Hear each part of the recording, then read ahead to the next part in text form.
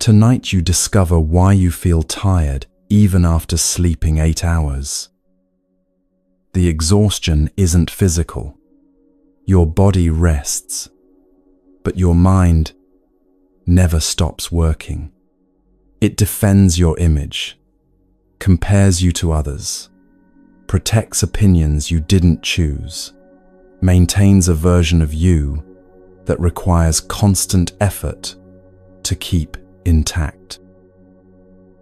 This work never ends because the self you're defending doesn't actually exist as something solid and permanent. You're protecting empty space, building walls around air. In the next 3 hours, you will see exactly what creates this exhaustion and exactly how it ends. You will meet people who discovered that admitting "I don't know" brings more peace than defending an image of wisdom. People who spent years suffering from comparison until they saw the illusion that worth exists on a scale.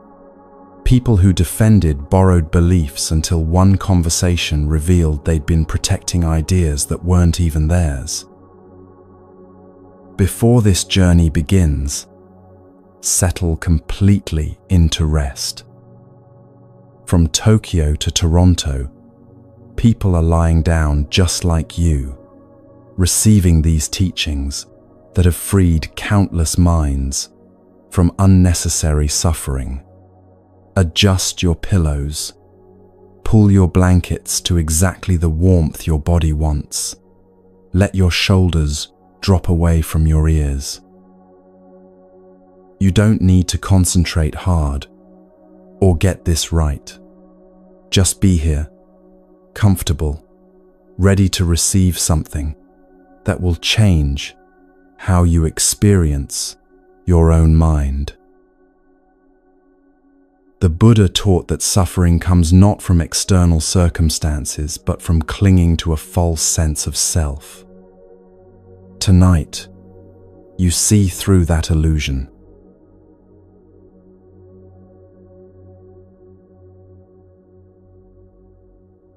Every morning you wake up and put on a costume. Not clothing, though that's part of it, but an entire performance of who you need to be today. At work, you'll perform competence, hiding any confusion or uncertainty behind confident nods and careful phrases.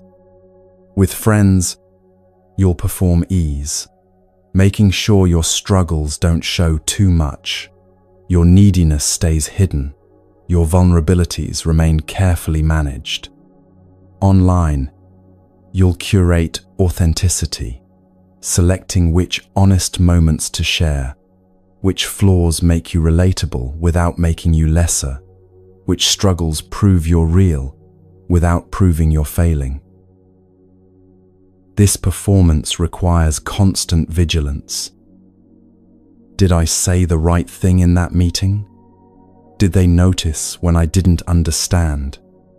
Am I coming across as too eager, too aloof, too confident, too uncertain?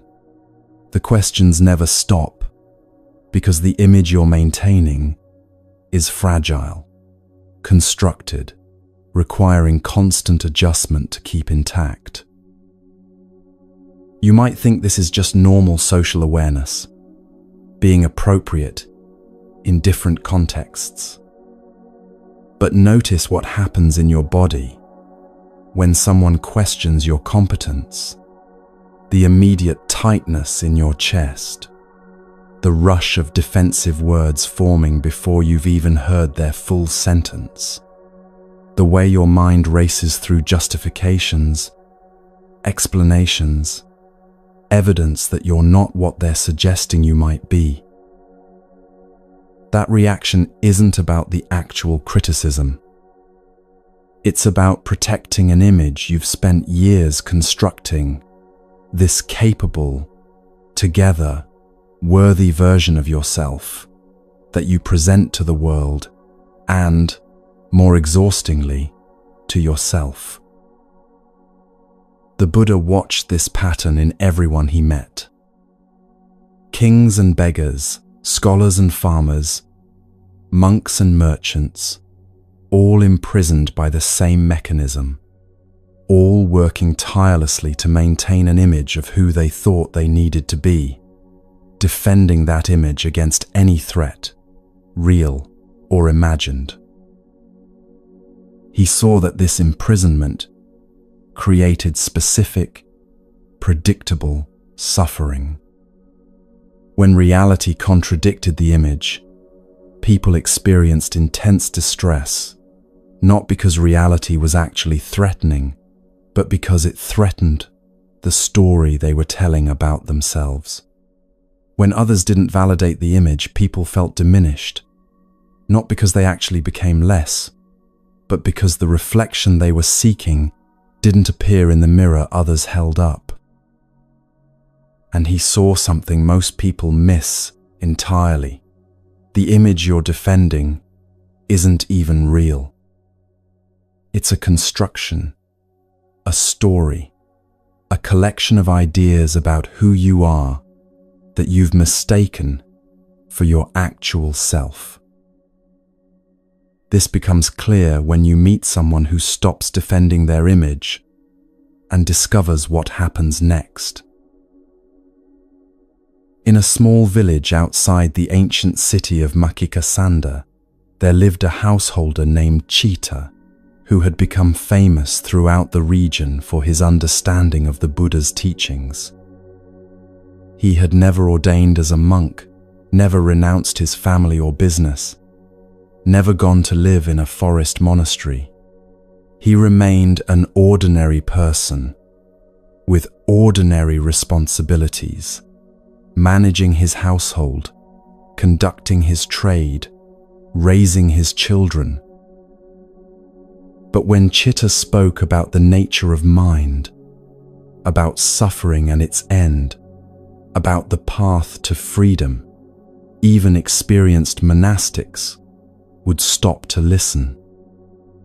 His words carried a clarity that didn't come from memorizing texts or mastering philosophy, but from direct seeing, from actually investigating his own experience with the precision of a skilled craftsman, examining his tools. People traveled for days to ask him questions. Monks would visit his home and sit at his feet, like students before a master. His reputation spread across the countryside. Chitta, the householder, whose wisdom rivals that of the greatest teachers. One afternoon, a wandering philosopher arrived in the village. This man had spent 40 years studying with various masters, had memorized vast collections of teachings, could recite complex philosophical arguments from memory, and had built an identity entirely around being recognized as wise. His name was Nigantha Nataputta, though most people simply called him the Wanderer. He dressed in distinctive robes that marked his philosophical school, carried himself with the bearing of someone who expected deference, and spoke in the technical language of the educated elite. When he heard villagers praising Chitta's wisdom, something tightened in his chest. How could a mere householder, someone who hadn't even renounced worldly life, who still slept with his wife and concerned himself with profit and loss, be called wise? This challenged everything the wanderer had built his identity upon. For 40 years, he had sacrificed comfort, wandered homeless, studied complex texts, mastered philosophical debate, all to establish himself as a person of profound knowledge. And here was an ordinary merchant, living an ordinary life, receiving the recognition that the wanderer believed belonged to people like himself. dedicated seekers who had given up everything for wisdom. The threat wasn't to the wanderer's actual well-being. Chitta's reputation didn't harm him in any concrete way, but it threatened the image he had spent decades constructing: the wise renunciant, the serious seeker, the person whose knowledge set him apart from and above ordinary householders. So he went to test Chitta, to expose him as a fraud, to restore the natural order where true wisdom belonged to those who had properly renounced worldly life. He found Chitta sitting under a tree near his home, speaking with a small group of villagers about mindfulness in daily work. Chitta was describing how to bring full attention to washing dishes, how awareness of the water's temperature and the feel of the cloth could become a meditation as profound as any formal practice. The wanderer waited until Chitta finished, then stepped forward. "Householder," he said, his voice carrying the weight of formal challenge, "I have a question about the nature of consciousness and its various manifestations." He proceeded to ask an extraordinarily complex question, loaded with technical terminology, referencing obscure philosophical distinctions, designed to confuse anyone without extensive formal training. The question itself was a performance, a demonstration of the wanderer's erudition, a test that would reveal Chitta as an unsophisticated amateur, stumbling through concepts he didn't truly understand. The villagers looked at Chitta, waiting for his response. Some looked worried, as if the wanderer's impressive display might diminish their beloved teacher. Chitta listened carefully to the entire question. When the wanderer finished, Chitta smiled. Not a defensive smile, not a competitive smile, but the gentle smile of someone who had just heard something genuinely interesting. "That's a wonderful question," Chitta said. "I don't fully understand it myself." The villagers looked disappointed. The wanderer's chest swelled with satisfaction. Finally, this householder was being revealed as the pretender he truly was. The natural order was being restored, the truly wise recognized, the fraud exposed. But Chitta continued, unhurried and untroubled. "However, let me share what I do understand from my own direct experience." What followed wasn't a philosophical argument or an attempt to match the wanderer's technical expertise.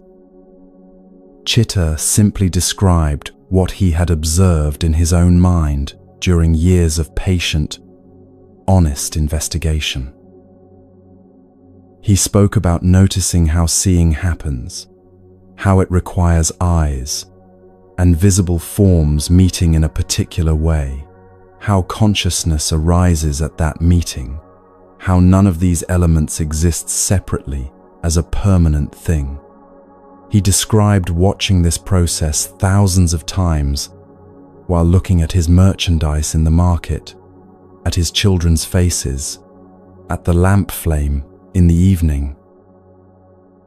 He talked about hearing, how sound reaches the ear, how consciousness arises at that contact, how the whole experience is empty of any permanent, independent experiencer. He had noticed this while listening to his wife speak, to merchants arguing over prices, to rain on the roof at night. Everything Chitta described came from direct observation, not from books or teachers or philosophical systems. He spoke in simple language about ordinary experiences that anyone could verify in their own lives. No technical jargon, no showing off, no attempt to prove he knew more than the wanderer. The wanderer tried to interrupt several times with more complex questions, more technical challenges, more opportunities to demonstrate his superior education. But something had shifted in the atmosphere. The villagers were leaning forward, not because Sitta was performing expertise, but because he was describing their own experience back to them in ways that made everything clearer. The wanderer's impressive terminology had created distance and confusion. Chitta's simple observations were creating recognition and understanding. Finally, the wanderer's defenses cracked enough for a real question to emerge. Not a test, but actual confusion that had troubled him for years, despite all his study. But if there's no permanent self doing the experiencing, then who is it that becomes free from suffering? Chitta looked at him with genuine warmth. "Friend, I notice you're working very hard right now. May I ask, who are you trying to prove something to? Me or yourself?" The question landed like a physical blow. The wanderer's mouth opened, but no words came out. His carefully constructed arguments dissolved. His defensive posture collapsed. In that moment, he saw with complete clarity what he'd been doing for 40 years. Every teacher he'd studied with, every text he'd memorized, every philosophical debate he'd won, all of it had been in service of constructing and defending an image of himself as wise, knowledgeable, superior to ordinary people like this householder. He had spent 4 decades accumulating knowledge, but the accumulation itself had become a wall between him and actual understanding. He was so busy defending his expertise that he couldn't actually learn anything new. His cup was so full of what he already knew that nothing fresh could enter. And the most painful recognition, he didn't even know if he truly understood the things he could recite so perfectly. He had memorized answers but had never honestly investigated the questions.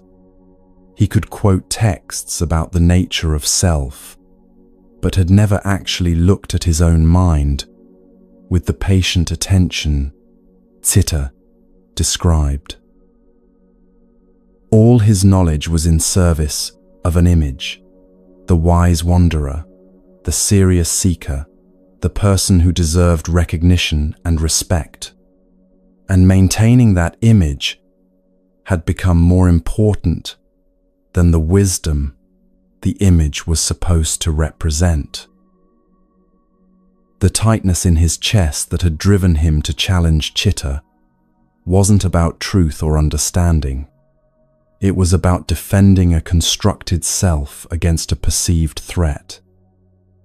And the defending itself was creating all his suffering. He sat down heavily on the ground, no longer caring how he appeared.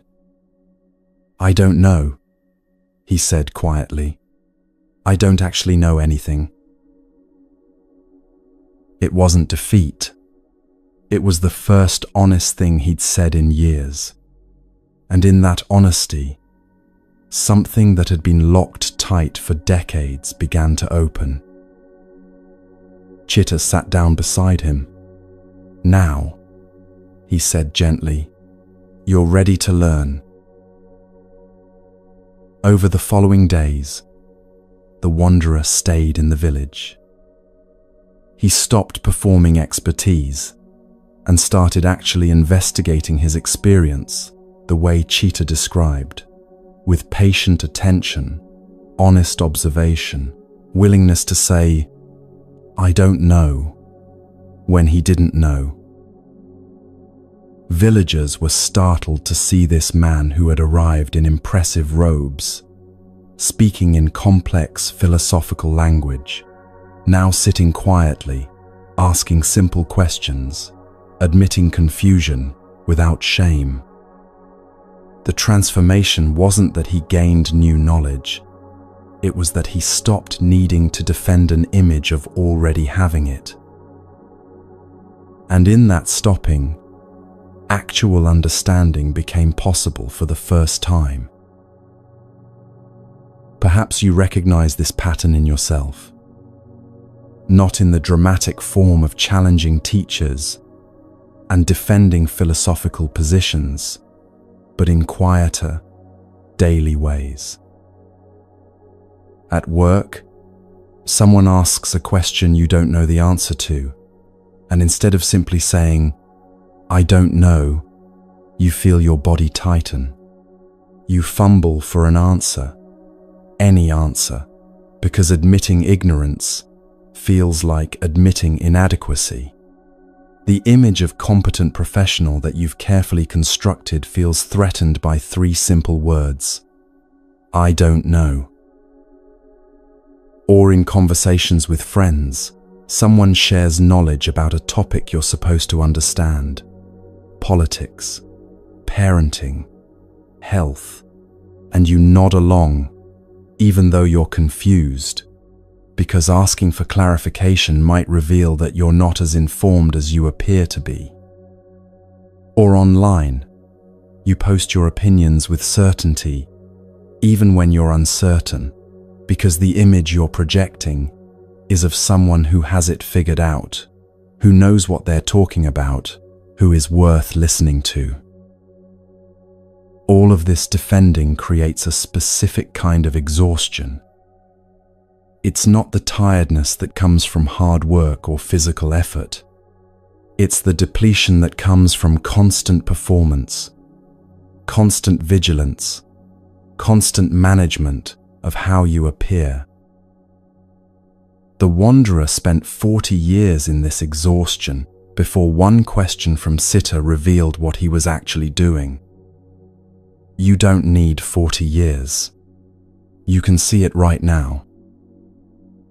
Notice what happens when someone questions your competence at something you pride yourself on.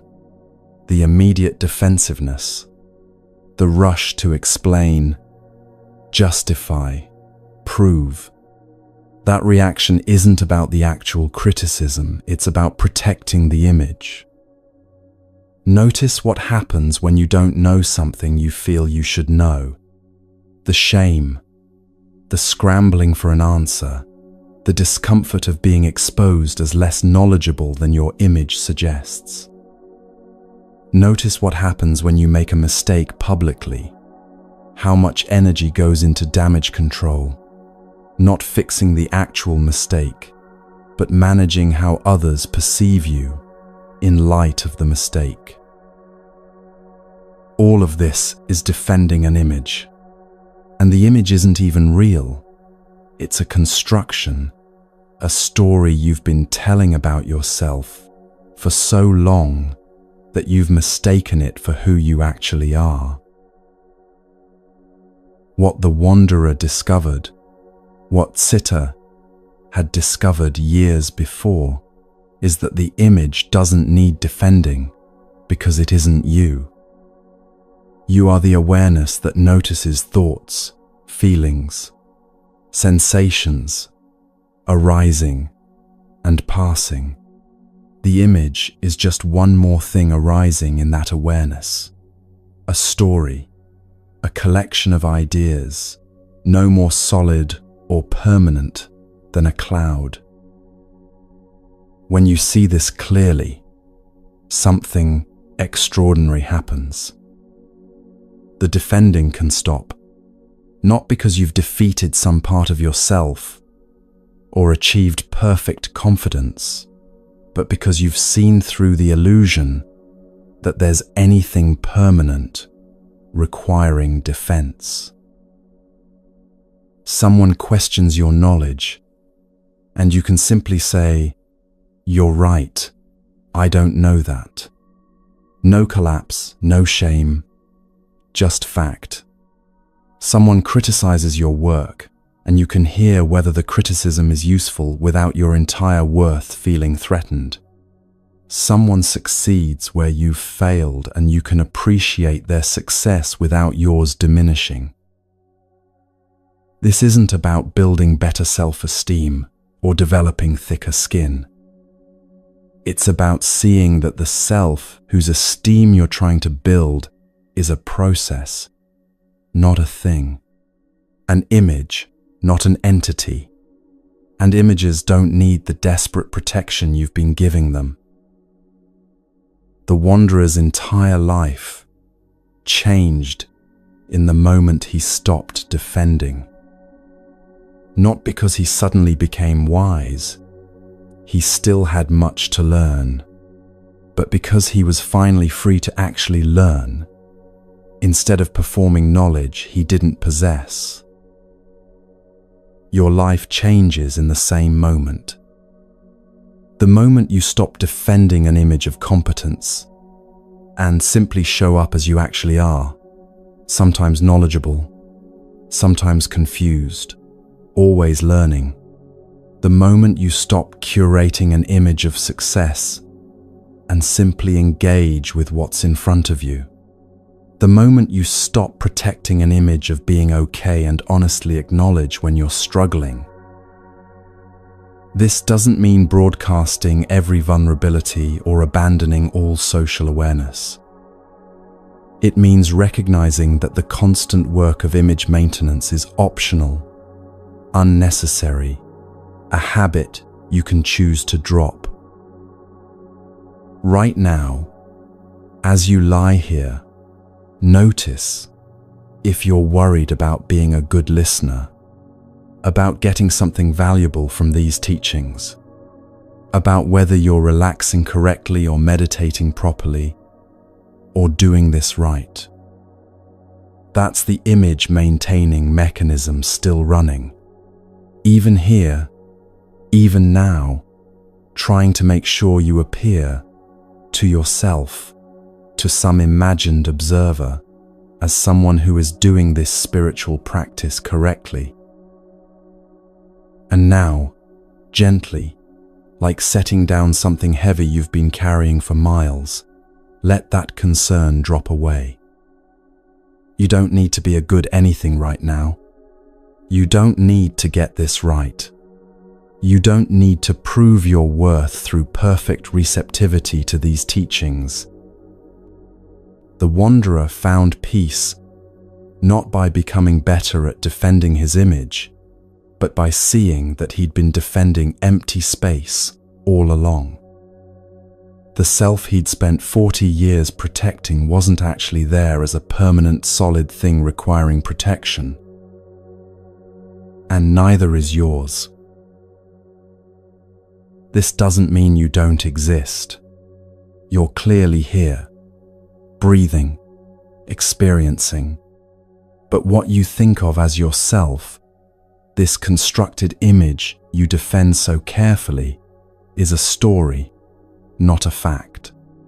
And stories don't require the exhausting protection you've been giving them. When you see this clearly, when you really see it the way Chitta saw it and helped the wanderer see it, the prison door opens. Not because you've escaped to somewhere else, but because you realize the prison was made of thoughts you were taking as solid walls. The freedom isn't in some future achievement. It's available right now, in the simple recognition that you don't need to defend what you've been defending. Let that sink in as you rest. Feel what it's like to simply be, without maintaining any image, without defending any position, without proving anything to anyone. This is where real peace begins.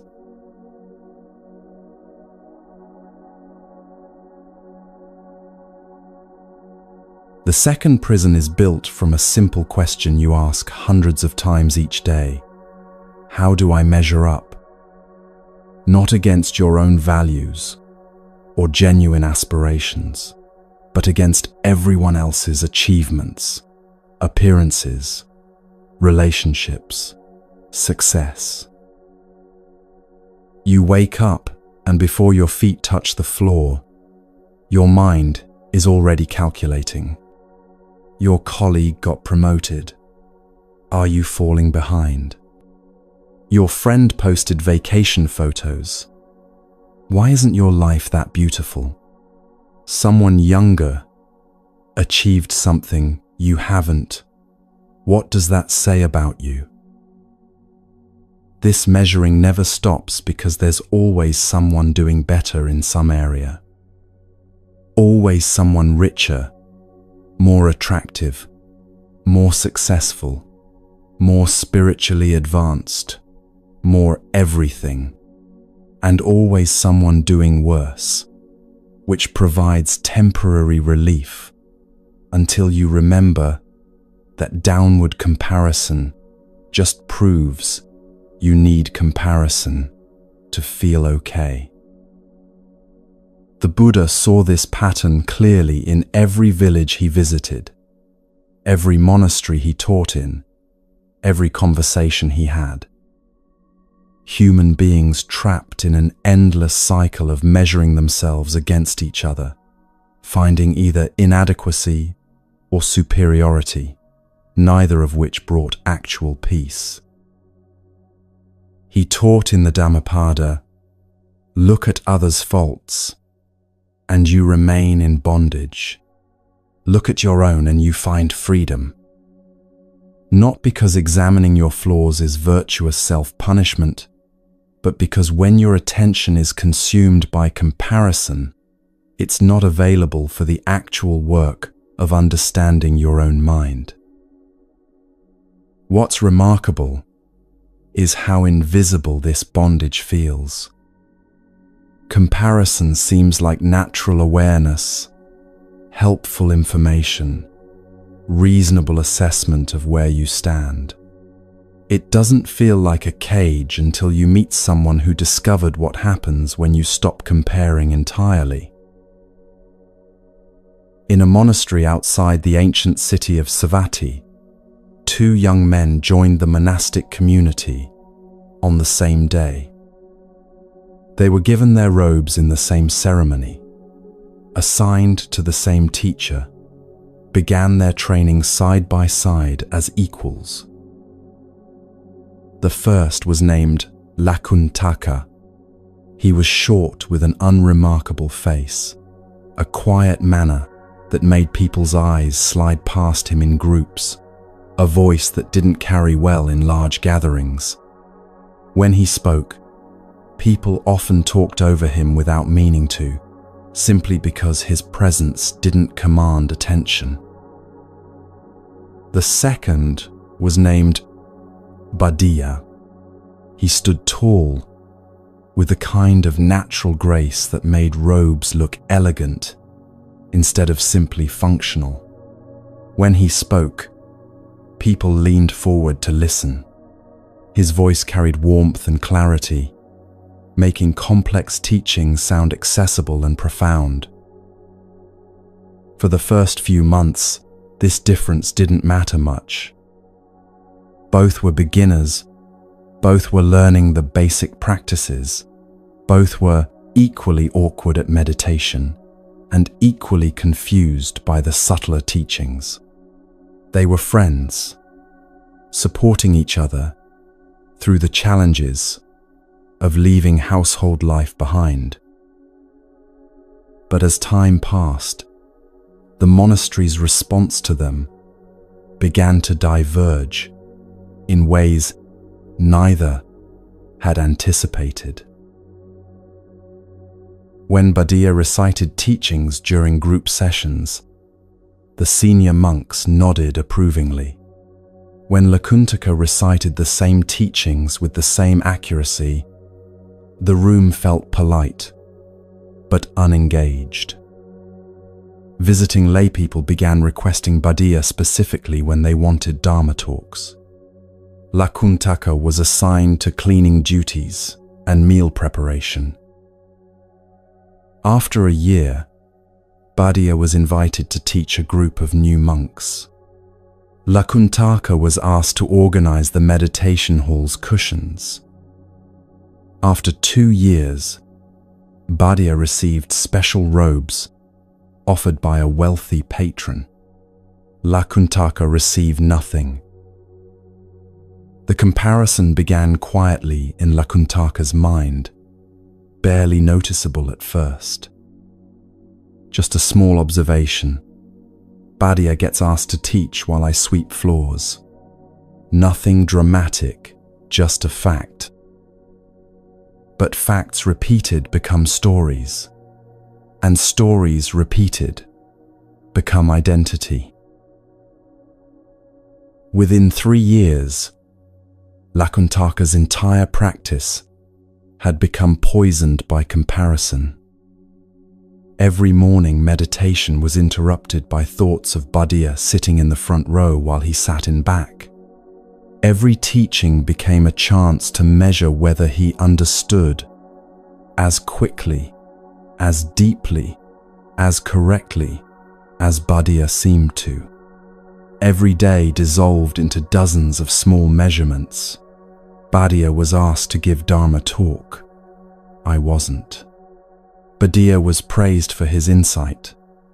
I was ignored. Badiya was chosen to attend the elders' private teaching. I was cleaning the meditation hall. The measuring created a specific kind of suffering. When Badiya received recognition, Lakuntaka felt diminished, as if there was a fixed amount of worth in the monastery, and Badiya receiving more meant he was receiving less. When Badiya was praised, Lakuntaka heard it as implicit criticism of himself. When Badiya was asked to represent the monastery at regional gatherings, Lakuntaka experienced it as personal rejection. None of this was Badiya's fault. Badiya wasn't competing, wasn't trying to outshine anyone, wasn't even aware that his natural gifts were creating suffering in his friend. He was simply being himself, which happened to be the kind of self that communities naturally elevated and celebrated. But Lakuntaka couldn't see that. His attention was so consumed by comparison that he couldn't see Badiya as a separate person with his own path. He could only see him as the standard against which Lakuntaka was constantly being measured and constantly falling short. 5 years into their training, Lakuntaka's meditation practice had effectively stopped. He would sit on the cushion, but instead of investigating his mind, he was replaying every instance where Badiya received recognition while he was overlooked. Instead of examining the nature of suffering, he was constructing elaborate arguments for why his insights were actually deeper than Badiya's, but went unrecognized. Instead of cultivating compassion, he was nursing resentment. He knew this was wrong. The teachings were clear about the danger of comparison, about the poison of envy, about the importance of rejoicing in others' good fortune. He tried to force himself to feel happy when Badiya succeeded. He tried to suppress the bitter thoughts when they arose. He tried to convince himself that he didn't care about recognition. But trying to not compare is still comparison.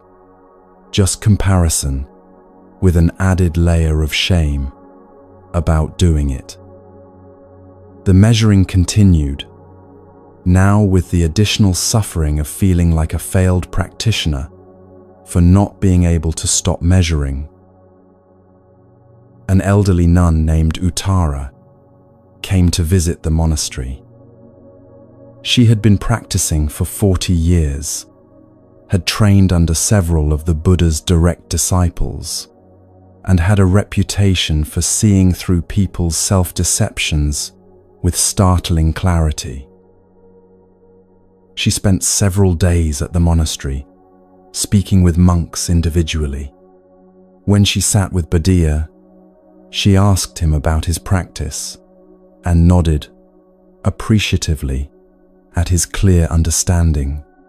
When she sat with Lakuntaka, she looked at him in silence for a long moment before speaking. "You're carrying something heavy," she said quietly. Lakuntaka's defenses rose immediately. "I practice diligently. I follow all the precepts. I meditate every day." "Yes," Uttara said gently, "but you're not practicing the Dharma. You're practicing comparison." The words hit like cold water on skin. Lakuntaka wanted to argue, wanted to explain that he was genuinely trying to understand the teachings, wanted to prove he was a serious practitioner. But the truth was undeniable.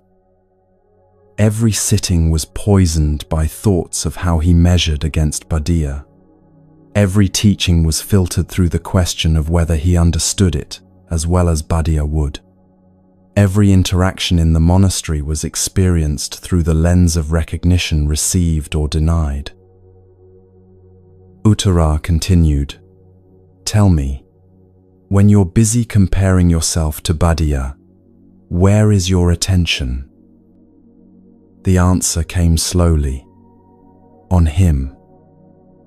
"And when your attention is on him, where is it not?" Lakuntaka saw it clearly for the first time. "On my own mind, on the actual teachings, on what's really here." She nodded. The Buddha taught about 3 poisons: greed, hatred, and delusion. Your comparison contains all 3.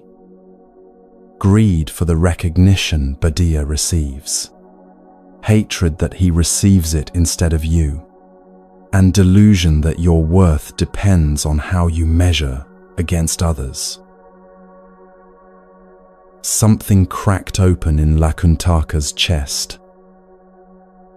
He realized he had spent 5 years suffering not because of Badia's gifts, not because the monastery valued Badia's teaching style, not because of anything external at all.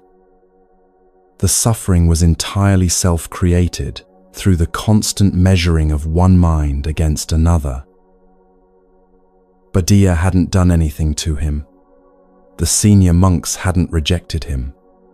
The laypeople's preference for Badia's teaching style wasn't a judgment of Lakuntaka's worth. All of that was story, interpretation, meaning he was adding to simple facts. The fact was, Badia had certain gifts that made people respond to him in certain ways. That's all. The suffering came from taking that fact and building an entire narrative about inadequacy, about being less than, about falling short. Uttara asked, "If you truly saw that your worth has nothing to do with comparison, how would your practice change?" That night, Lakuntaka sat in meditation differently. When the thought arose, "Badia is better than me," he noted it simply as a thought. Empty, constructed, not true. The thought arose again, and again he noted it, without believing it, without fighting it, without building a story from it. It wasn't immediate liberation. The comparison habit was 5 years deep, carved into neural pathways, like water carving stone. But slowly, over weeks and months, the comparison lost its power. He began to notice that the Dharma was teaching him through his own direct experience, not through measuring against anyone else's understanding. He saw that having fewer teaching duties meant more time for actual practice, without the distraction of reputation management. He discovered that being overlooked created freedom, freedom to make mistakes without public scrutiny, freedom to practice without performance pressure, freedom to be exactly where he was, without needing to be anywhere else. Years later, Buddha sought out Lakuntaka privately. "Brother," he said, "I've noticed something in you that I've been seeking. People praise my words, but you have something real. A peace that doesn't depend on recognition. Will you teach me?" And Lakuntaka, without hesitation, without pride in being asked, without needing to prove anything, simply shared what he had discovered, that freedom comes not from winning the comparison, but from seeing that comparison itself is optional. You know this suffering. Maybe not in the context of monasteries and Dharma talks, but in the texture of your daily life. Your colleague gets promoted, and your immediate response isn't curiosity about their qualifications or happiness for their success. It's a gut-level calculation about what this means for you. Are you falling behind? Did they deserve it more? What does their advancement say about your trajectory?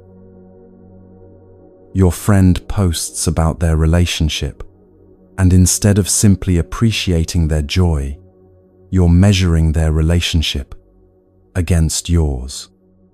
They seem happier. Their partner seems more attentive. Does that mean your relationship is lacking? Someone younger than you achieves something you haven't accomplished yet, and the comparison is immediate and painful. If they can do it at 25, what does it mean that you haven't done it at 35? The Buddha understood this perfectly. He saw that comparison is a form of suffering the mind creates by measuring something fundamentally unmeasurable. You can't actually compare lives. You can only compare your internal experience of your life with your external observation of someone else's curated presentation.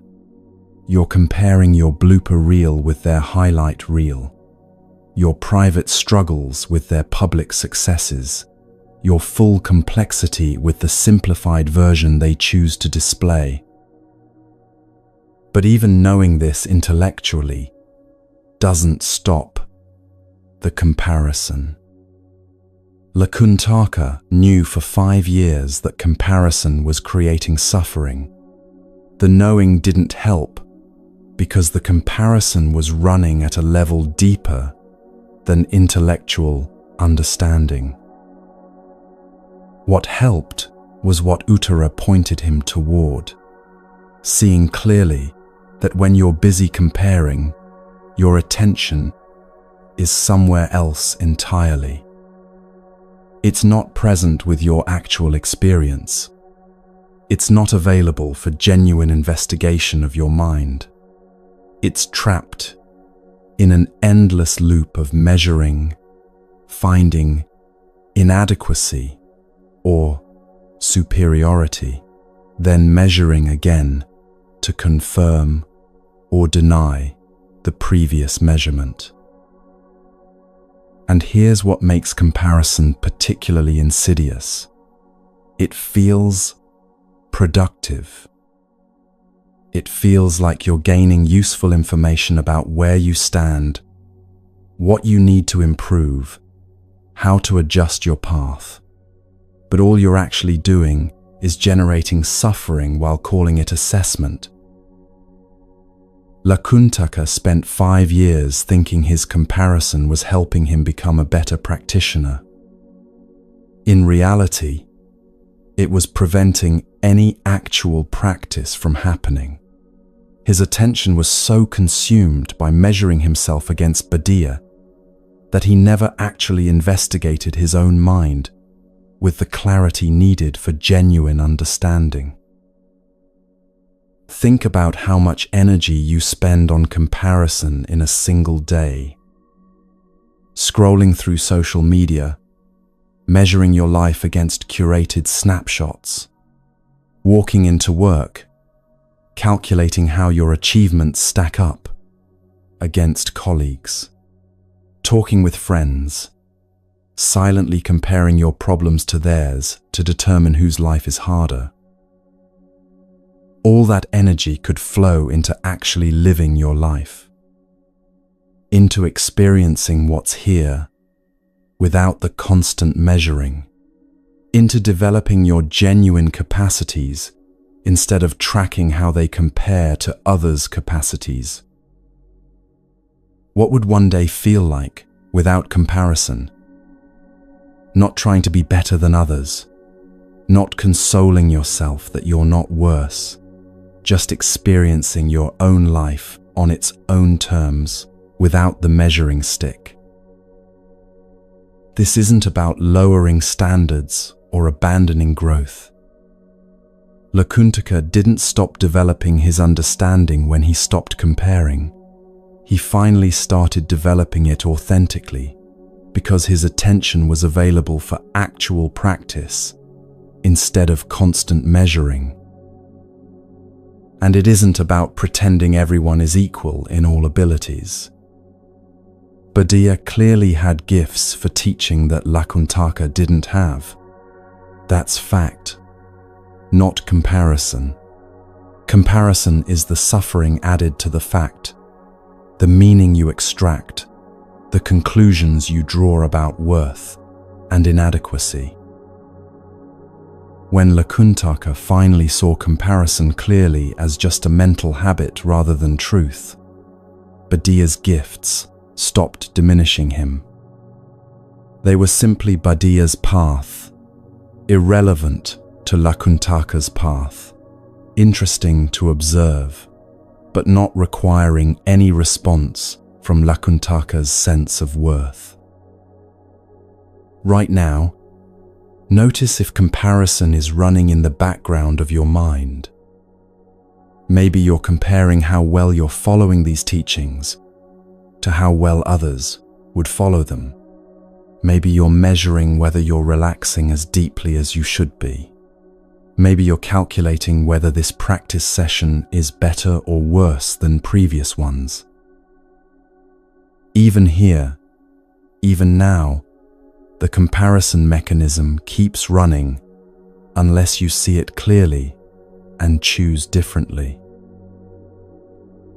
The peace Lakuntaka found didn't come from finally being recognized by the monastery. It didn't come from becoming as skilled a teacher as Buddha. It came from recognizing that the entire game of comparison was optional, a habit he could drop, a weight he could set down. You are not in competition with anyone because there is no race, no ranking, no final score that determines human worth. There is just this life, unfolding exactly as it is, incomparable to any other life, because comparison requires a common scale, and lives don't fit on scales. Buddha discovered late in his practice what Lakuntaka had learned through suffering, that the recognition, praise, and elevated status he received were completely empty of the meaning he'd unconsciously assigned them. They didn't make him more worthy, didn't bring lasting satisfaction, didn't resolve the fundamental questions of existence. What brought peace to both of them was the same thing: stopping the comparison entirely. Not through effort or force, but through seeing clearly that comparison was adding suffering to simple reality.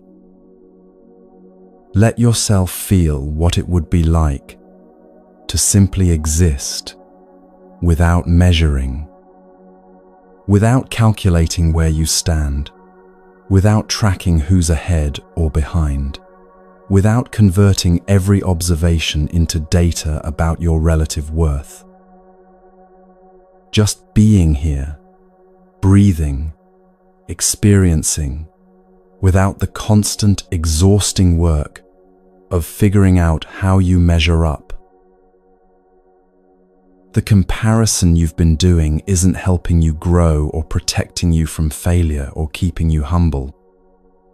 It's a cage made of thoughts, and you've been treating those thoughts as bars too solid to walk through. They're not solid. They're just thoughts, arising and passing like everything else. And you can notice them, acknowledge them, and let them pass without building your life around them.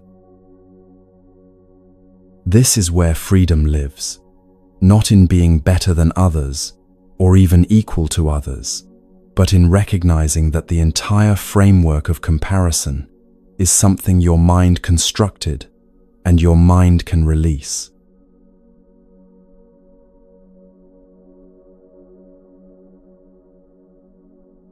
The third prison is built from ideas you never chose but defend as if your life depends on them.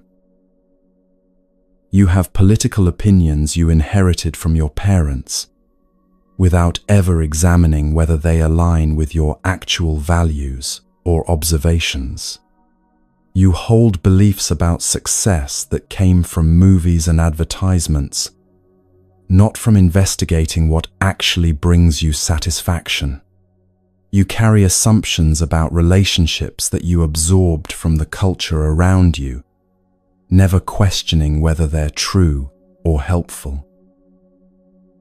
And yet when someone challenges these borrowed thoughts, you react as if they're attacking your identity. Your body tenses, your mind races to find counter-arguments, your throat tightens with the urgency to defend something you didn't even consciously choose to believe.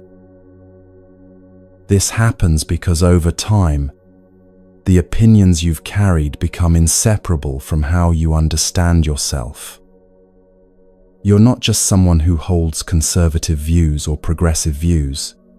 You are a conservative or a progressive, and questioning the views feels like questioning your existence.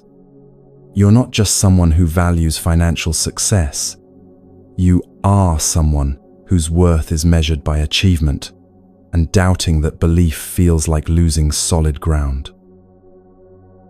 The Buddha saw this pattern everywhere he traveled.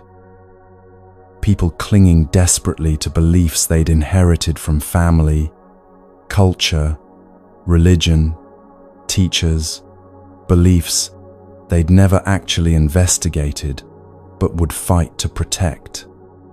And he saw how this clinging created immense suffering, not because the beliefs were necessarily wrong, but because holding them without examination turned them into prisons.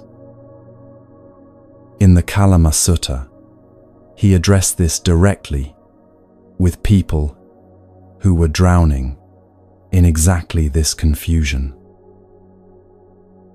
The village of Kesaputta sat along a major trade route where spiritual teachers regularly passed through, each claiming to possess absolute truth. For years, the Kalamas, the people of this village, had been exposed to an endless parade of contradictory teachings. One teacher would arrive and declare with complete certainty that everything was determined by fate, that human choice was an illusion, that your current suffering or happiness was the inevitable result of past lives beyond your control. He would present elaborate philosophical arguments, quote ancient texts, and leave the villagers convinced they should accept their circumstances without trying to change them. Weeks later, another teacher would appear and proclaim with equal certainty that fate was nonsense, that humans had complete free will, that every outcome was entirely the result of current choices and effort. He would offer different philosophical arguments, quote different texts, and persuade the villagers that their previous beliefs were foolish. Then came teachers, insisting that elaborate rituals and prayers could guarantee happiness. Others declaring that rituals were meaningless superstition. Some taught that the world was essentially good, others that it was fundamentally corrupt. Some said desire should be indulged, others that it should be ruthlessly suppressed. Each teacher spoke with absolute conviction, dismissed all competing views as ignorant or deluded, and demanded that followers accept their teaching as ultimate truth. And the Kalamas, wanting to believe in something, trying to find solid ground, kept adopting each new teaching, only to abandon it when the next convincing teacher arrived. The suffering was predictable. They would commit to a belief system, organize their lives around it, defend it against neighbors who believed differently, feel guilty when they couldn't maintain faith in it. Then when doubt crept in, or a new teacher presented compelling arguments, they would feel the shame of having been foolish enough to believe the previous teaching. Worse, they began fighting among themselves. Families divided over which teacher to follow. Friends became enemies because one believed in fate, while the other believed in free will. The village fractured into factions, each defending their chosen belief system against all others, each certain they possessed truth, while their neighbors wallowed in delusion. When the Buddha arrived, the Kalamas approached him with desperation. "Venerable Sir," their spokesperson said, "many teachers come through our village, each claiming absolute truth, each contradicting all the others. We don't know what to believe anymore. How do we know which teaching is correct? How do we know who to follow?" They expected the Buddha to do what every other teacher had done, proclaim his teaching superior, provide reasons why his view was right and all others wrong, demand faith in his authority. Instead, the Buddha said something that shocked them into silence. "It is proper for you to doubt, to be uncertain. Uncertainty has arisen in you about what is doubtful." He wasn't praising doubt as a virtue or telling them to remain forever confused. He was acknowledging that their doubt was the appropriate response to contradictory claims presented with no way to verify them. Their confusion wasn't a failure. It was intelligence recognizing that something was wrong with the entire approach they'd been taking. Then, he did something revolutionary. He systematically dismantled every authority they'd been using to determine what to believe. Do not believe something simply because you've heard it repeated many times, he said. Repetition doesn't make something true. The Kalamas shifted uncomfortably. They had believed many things, simply because everyone around them repeated them constantly, that certain groups were inferior, that certain practices brought good fortune, that certain ways of living were naturally right. Do not believe something because it's written in sacred texts or ancient scriptures, the Buddha continued. Age doesn't guarantee truth. More discomfort. They had accepted numerous beliefs purely because old books proclaimed them, assuming that ancient wisdom must be correct.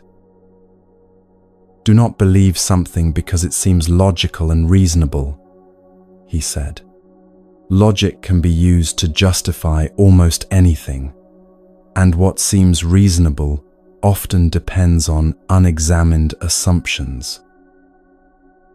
Do not believe something because it agrees with your current views, the Buddha said. Your desire for confirmation doesn't make something true. Do not believe something because the speaker appears credible, charismatic, or confident. Confidence is not the same as truth. Do not believe something simply because your teacher says it's true, even if that teacher is me. The silence that followed was profound. The Kalamas had spent years trying to figure out which authority to trust, which teacher to follow, which belief system to adopt. And here was the Buddha saying, "Don't follow any authority, including mine." One of the villagers found courage to ask the obvious question, then what should we believe? If we can't trust teachers or texts or tradition or logic, what's left? The Buddha's answer was simple, but demanded something most people found more difficult than blind faith: direct investigation. Examine your own experience, he said. When you act from greed, what happens? Not what should happen according to some teaching, but what actually happens in your direct experience. Does it lead to your welfare and happiness, or to harm and suffering? A woman in the crowd spoke up hesitantly. When I act from greed, there's initial pleasure, but then anxiety follows. Fear of losing what I've gained. Resentment toward those who have more. The pleasure is brief, but the suffering lasts. Yes, the Buddha said, gently. Not because I told you so, not because some text proclaims it, but because you've seen it directly in your own life.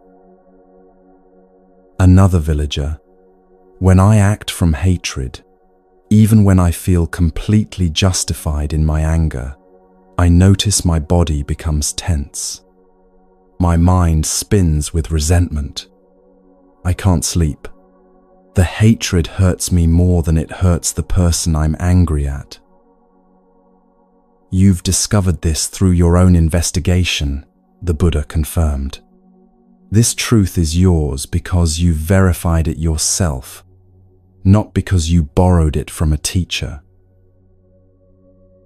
Over the following days, the Buddha guided them in examining their own minds with the precision they'd previously devoted to defending borrowed beliefs.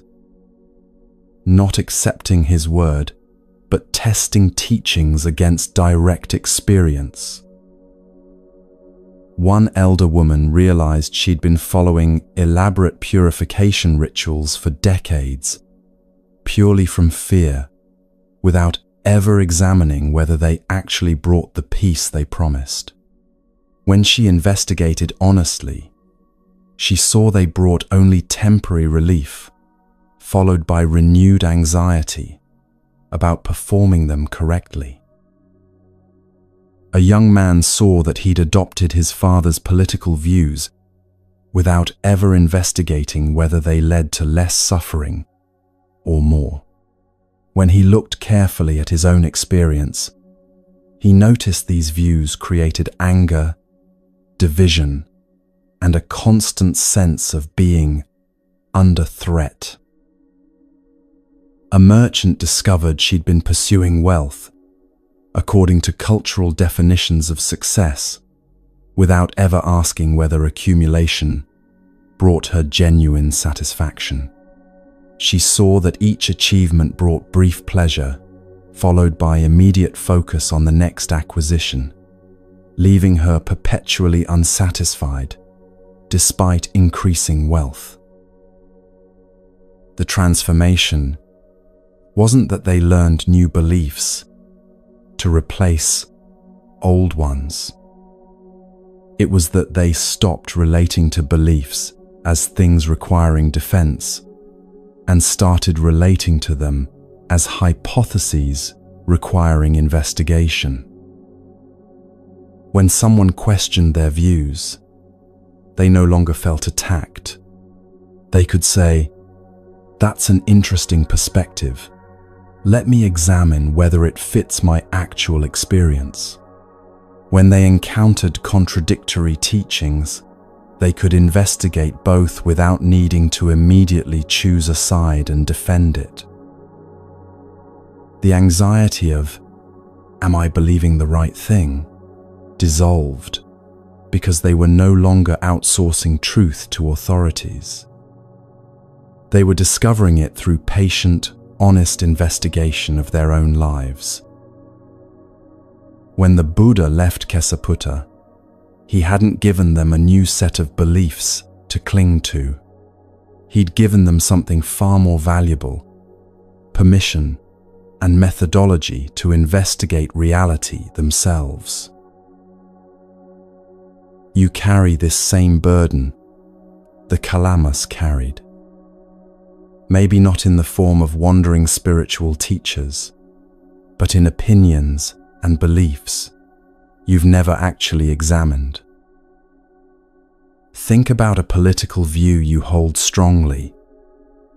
Have you investigated it carefully, examined evidence from multiple perspectives, honestly assessed whether it leads to less suffering or more?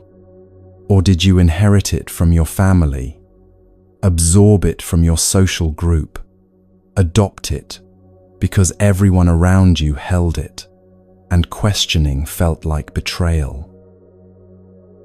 Notice how much energy you spend defending this view, how angry you feel toward people who disagree, how threatened you feel when someone presents information that contradicts what you believe. That defensive energy isn't protecting truth. It's protecting an identity you've built around a borrowed belief. Or consider beliefs about success, about what makes a good life.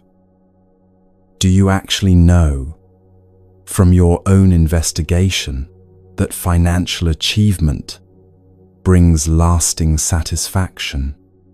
Or have you accepted this from a culture built on consumption, never questioning whether it's true? Have you examined whether the relationship model you're following actually fits your nature and brings you peace? Or are you defending a structure you absorbed without investigation, feeling guilty when it doesn't work, assuming the problem is your failure rather than the structure itself? The Buddha's invitation to the Kalamas is the same invitation available to you. Stop defending and start investigating. This doesn't mean abandoning all beliefs or becoming paralyzed by relativism. The Kalamas didn't end up believing nothing. They ended up believing what they'd personally verified through careful investigation. But those verified understandings sat lightly, held as working hypotheses rather than absolute truths requiring defense. What makes this terrifying for most people is that opinions are a huge part of how you identify yourself. I'm someone who believes in justice, gives you a team, a sense of purpose, enemies to oppose, allies to support. Letting go of unexamined political beliefs can feel like losing your place in the world, losing your community, losing your sense of being on the right side. The Kalamas felt this same terror when the Buddha dismantled their authorities. If they couldn't trust teachers, texts, tradition, or logic, what would guide them? The groundlessness felt unbearable until they discovered that direct investigation provided something more solid than borrowed certainty ever had. What they found, what you can find, is that beliefs verified through personal investigation don't require the exhausting defense that borrowed beliefs demand. When you know something from your own careful observation, someone disagreeing doesn't threaten you. You can hear their perspective with genuine curiosity because your understanding isn't dependent on everyone agreeing with you. The merchant who discovered through investigation that wealth beyond basic security brought diminishing returns didn't need to convince anyone else of this. She simply lived accordingly, and when people questioned her choices, she could say, "This is what I've found in my experience. Your experience might be different." No defensiveness, no need to prove her choice superior, just calm acknowledgement of what she'd discovered. Right now, notice if there are beliefs you're defending in your mind, even as you listen to these teachings. Maybe you're thinking, "But my political views are right. The other side really is wrong." Maybe you're thinking, "Success really does require financial achievement. That's just reality." That defensive quality is the signal. Beliefs you've actually investigated don't need that kind of defense. They sit in your understanding the way knowing fire is hot sits, not as an identity requiring protection, but as verified understanding that informs your choices. The Buddha told the Kalamas something crucial. When you know for yourselves that these things are skillful, blameless, praised by the wise, and when undertaken and observed lead to welfare and happiness, then you should enter and remain in them. Notice the criteria isn't whether the belief makes you feel superior, whether it matches your group's views, whether it's logically consistent. The criteria is, does it actually lead to less suffering when you live by it? This is radically practical investigation, not philosophical speculation. You don't need to figure out the ultimate nature of reality or resolve ancient philosophical debates. You just need to look honestly at what happens when you live, from greed versus generosity, hatred versus compassion, delusion versus clarity. But honest investigation requires something most people find difficult: willingness to be wrong. The Kalamas had to face that they'd been wrong repeatedly. Wrong to trust this teacher, wrong to believe that text, wrong to follow that tradition. Their egos wanted to defend past choices, to insist they'd been right all along, to blame the teachers rather than admit they'd been too quick to believe without investigating. You face this same challenge. Admitting you've been defending beliefs you never examined means acknowledging you've been living partly on autopilot, adopting views because they were convenient or comfortable rather than because they were true. This admission doesn't mean you were stupid or weak. It means you were human, doing what humans naturally do, accepting the beliefs of your environment as a shortcut to understanding a complex world. But now you have a choice the Kalamas discovered. You can continue defending borrowed beliefs, or you can start the patient work of investigation. What would it feel like to hold your strongest political opinion as a hypothesis rather than a fact? To say, "This is what I currently understand based on my investigation, and I'm open to new information that might change that understanding." Not wishy-washy or uncommitted, but genuinely investigative rather than defensively certain. The freedom isn't in finding perfect beliefs to replace imperfect ones.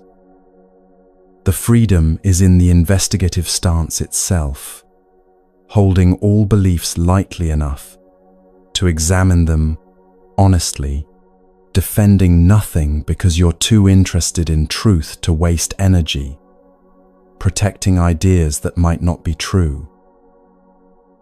The Kalamas found that this stance didn't create the chaos they'd feared.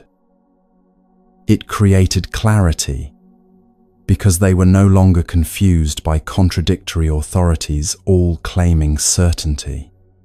It created peace, because they were no longer anxiously defending positions they didn't actually understand. It created community, because they could disagree with neighbors without needing to convince them or be convinced.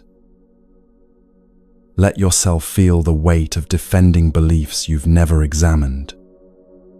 The mental energy it takes to maintain political positions against all challenges, the anxiety about being on the right side, the anger toward people who believe differently, the guilt when your own experience contradicts what you're supposed to believe. All of that weight can drop away. Not through adopting new beliefs or finding better authorities to follow, but through the simple practice of honest investigation the Buddha taught 25 centuries ago, and that remains just as revolutionary today. You don't need permission from anyone to examine your own beliefs. You don't need credentials or special knowledge. You just need willingness to look honestly at what happens when you live from this belief versus that one. The investigation itself is the freedom, not the conclusions you reach, but the investigative relationship to belief that replaces defensive clinging with curious examination. And in that freedom, you discover something the Kalamas discovered, that truth verified through personal investigation sits so lightly it needs no defense, brings such clarity it needs no anxiety, provides such solid ground it needs no borrowed certainty to prop it up.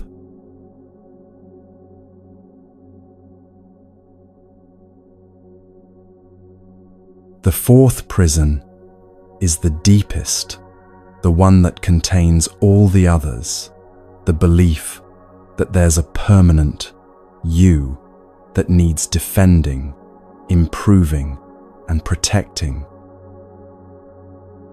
This isn't about denying your existence. You're clearly here, breathing, experiencing, reading these words. But what you think of as I, this solid, unchanging entity that persists from birth to death, is actually something quite different from what you've been assuming. You look at a river and don't think this permanent, unchanging object called river. You see flowing water, constantly changing, never the same from one moment to the next. But you look at yourself and think, this permanent, unchanging me, even though your body, thoughts, feelings, and circumstances change constantly, just like the river. This misunderstanding creates enormous suffering because you spend your entire life trying to protect, improve, and defend something that isn't actually there in the way you think it is. The Buddha taught this as his core insight, the understanding that freed him completely. He saw that what we call self is actually a collection of constantly changing processes, physical sensations, thoughts, emotions, perceptions, consciousness, that work together but have no permanent, independent essence binding them. When you believe in a permanent self, every threat to that imagined entity feels like a threat to your existence. Someone criticizes your work, and it feels like you yourself are being attacked, not just your actions. You make a mistake, and it feels like you are a mistake, not just someone who made one. You fail at something, and your entire worth seems to collapse because you've identified yourself with your achievements. All of this suffering comes from misunderstanding what you actually are.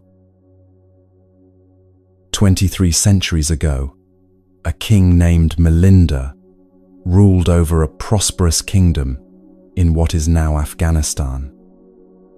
He was famous throughout the land, not just for his political skill, but for his sharp intellect and his ability to defeat any philosopher or religious teacher in debate. Milinda had studied Greek philosophy under the best teachers, mastered logic and rhetoric, and built his entire identity around being the wisest king, the one who could see through any argument and expose any flaw in reasoning. His sense of self was completely wrapped up in this intellectual superiority.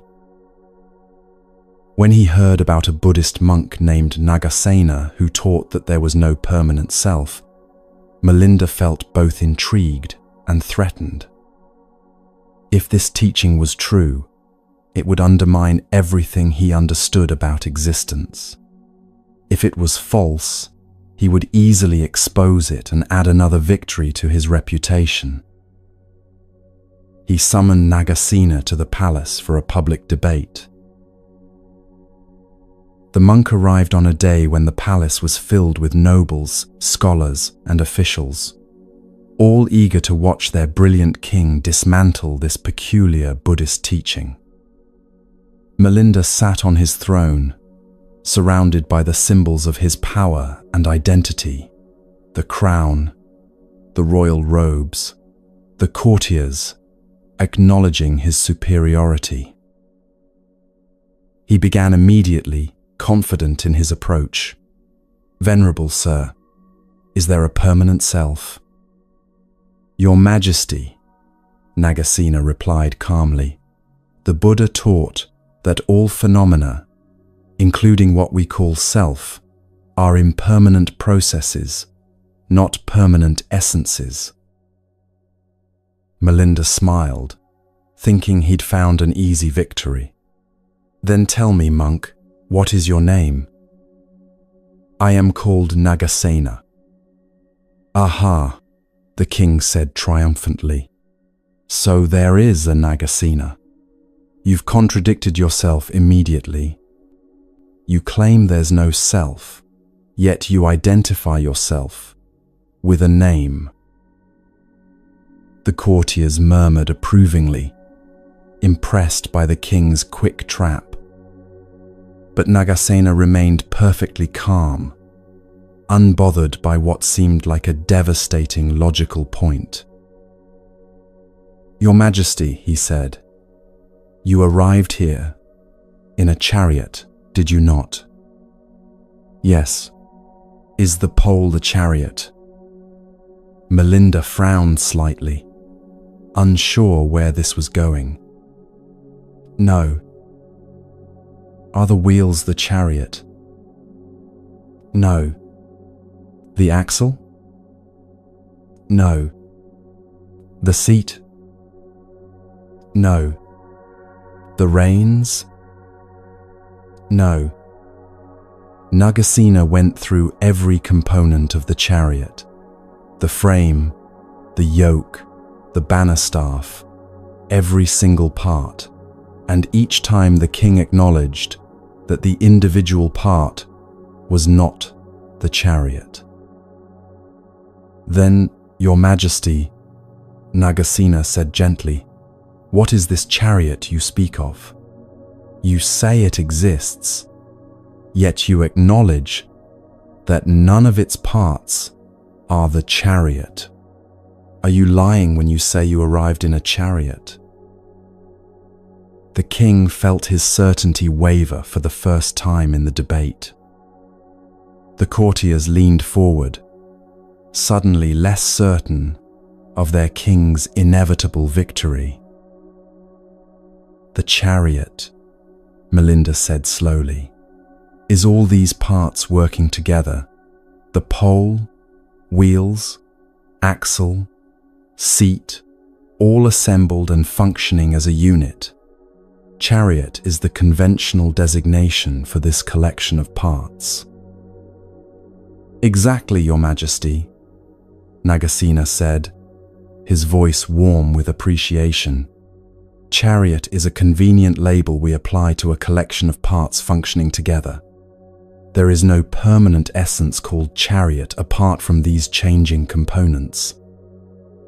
Remove the wheels, and it's no longer a chariot. Replace the axle, and the components have changed, but we still call it a chariot. The chariot isn't a thing. It's a process, a collection, a conventional designation. The king nodded, following the logic perfectly. And similarly, Nagasena continued, Nagasena is a conventional designation for this collection of changing physical and mental processes. There's a body, constantly replacing cells, never the same, from one moment to the next. There are thoughts, arising and passing away like waves on water. There are feelings, changing with circumstances. There's consciousness, coming and going with each sense contact. All functioning together, but no permanent Nagasena essence apart from these processes. Melinda's mind raced. He looked at his own hand, opening and closing it. Was this the same hand from his childhood? Every cell had been replaced multiple times. Was it even the same hand from this morning? Thousands of cells had died and been replaced in just these few hours. But I remember my childhood, he protested, feeling his grip on certainty slipping. Surely that proves there's a continuous me? Your Majesty, is the child, you still here? Melinda paused, really considering the question for the first time in his life. His childhood body was completely gone, every cell replaced. His childhood thoughts no longer existed, except as memories, which were themselves just current thoughts about the past. His childhood feelings were gone. Everything he'd identified as him as a child had ceased to exist. Then what? He asked quietly, his voice losing its confident edge. Is this I that seems to persist? Nagasena asked another question. When you light a lamp at dusk, and it burns until dawn, is the flame at dawn the same as the flame at dusk? Melinda thought carefully. It's neither the same flame nor a different flame. It's a continuously changing process. Each moment the flame is new, fueled by the oil and wick, but there's continuity of process. Exactly, Nagasena said. And so is what you call I, not a permanent entity, but a process of constant change.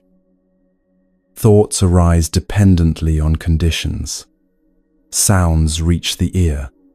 Consciousness arises. Feelings arise dependently on conditions. The body encounters pleasure or pain.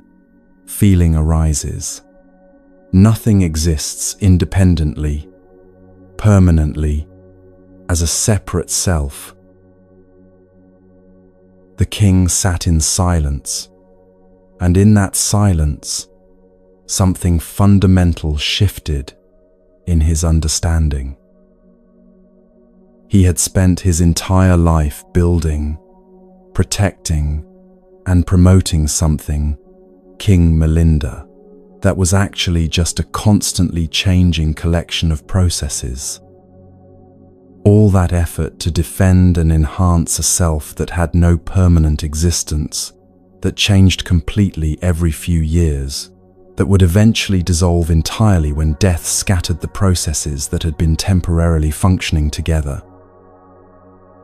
But if there's no permanent self, Melinda asked, and the question came from genuine bewilderment now, rather than debate strategy.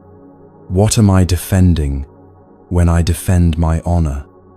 What am I building when I build my kingdom?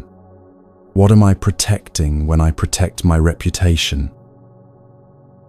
Exactly, Nagasena said softly.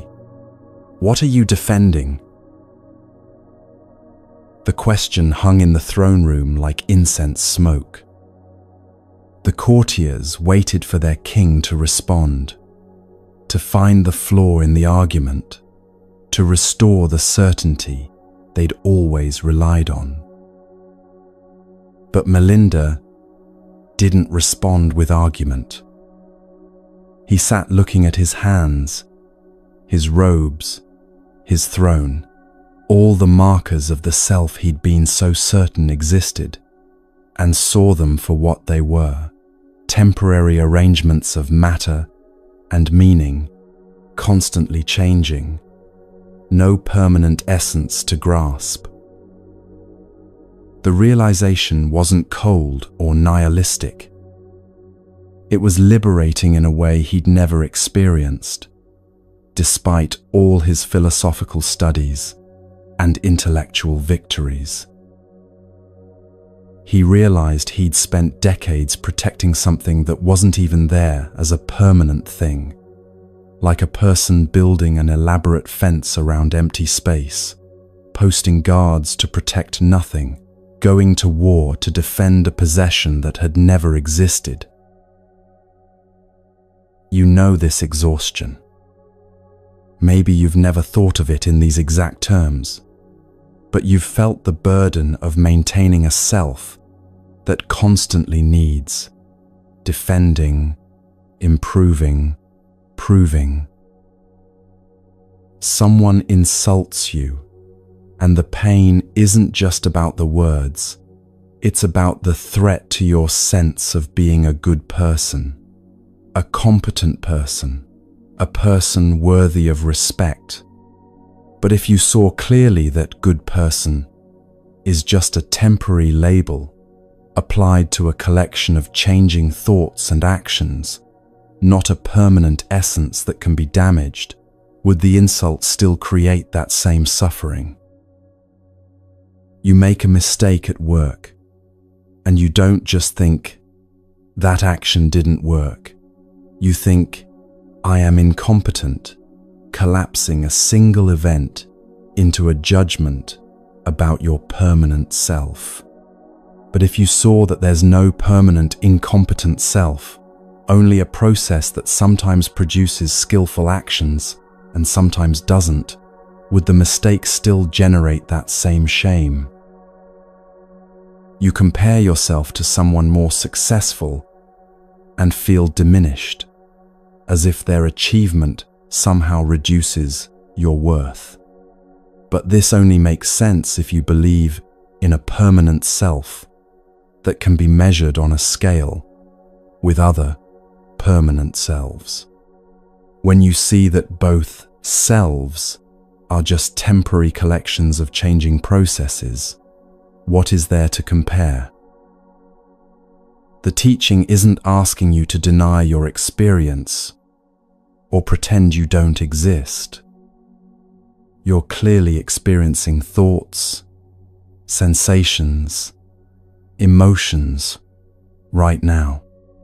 The teaching is pointing out that what you think of as I, this permanent, unchanging entity having these experiences, is actually just another experience arising in awareness.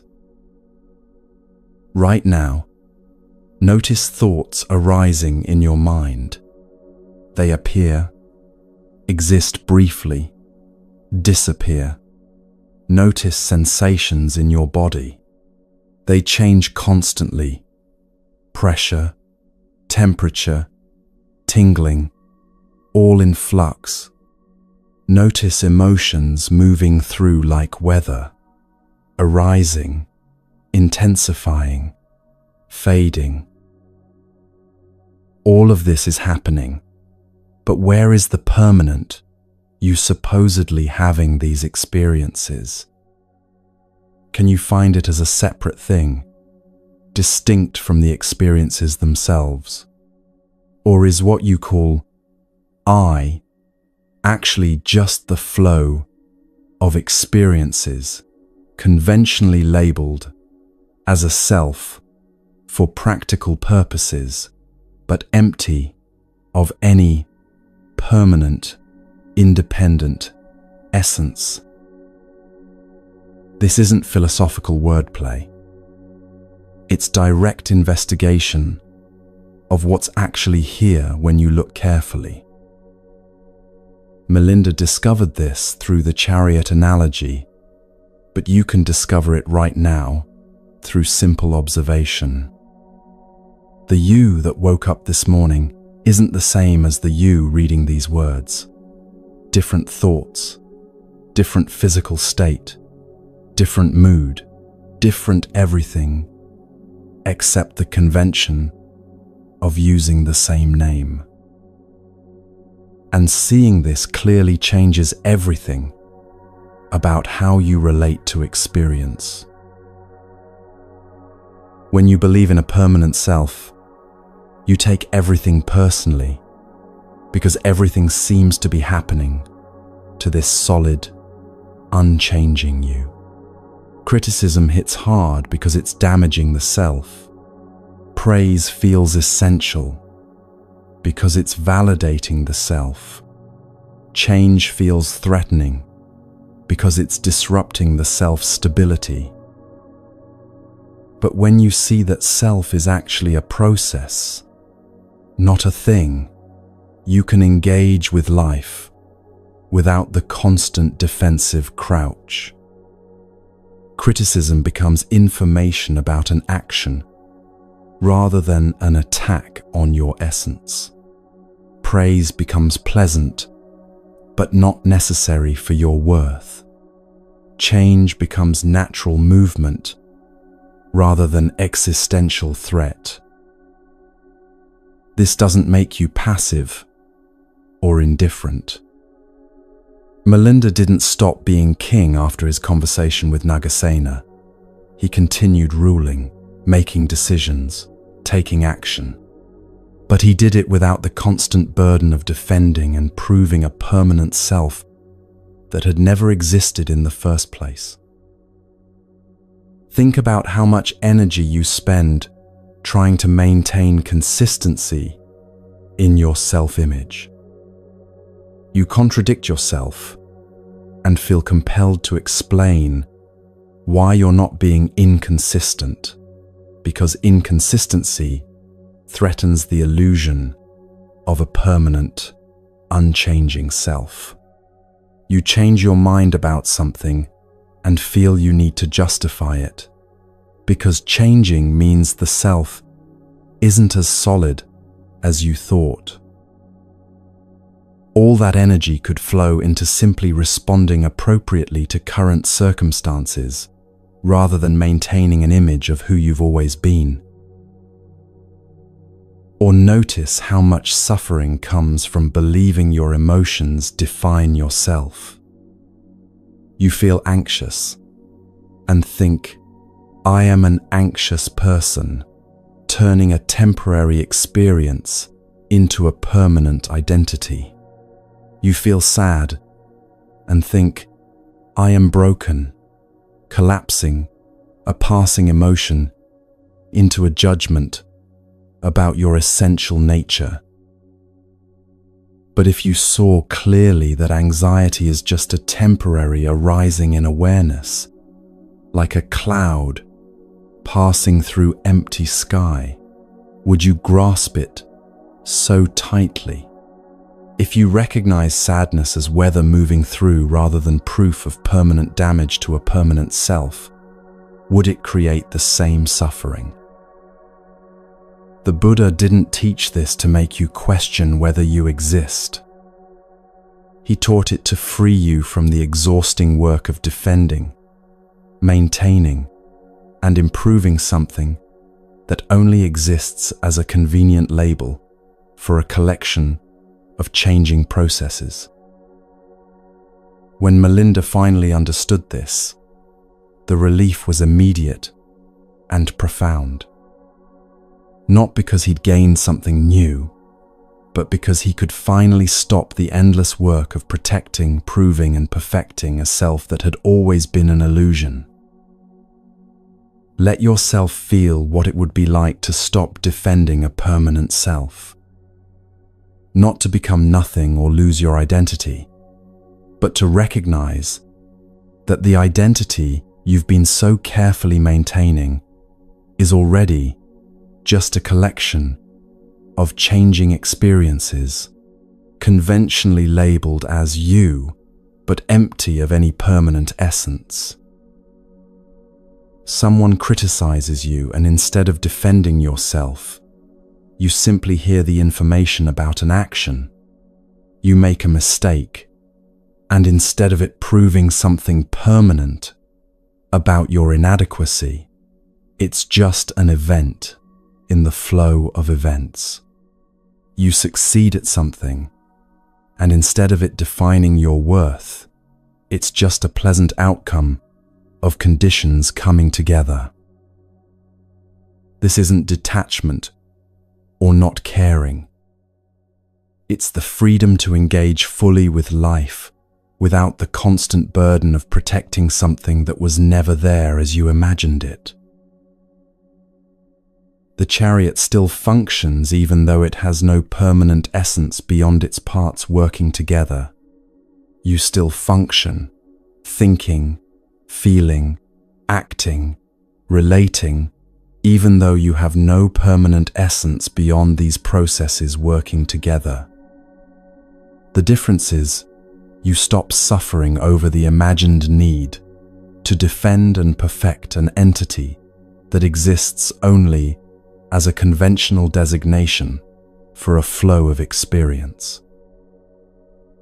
Milinda became known as one of the wisest kings of his era, not because he learned to defend his self better, but because he saw through the illusion of a permanent self requiring defense.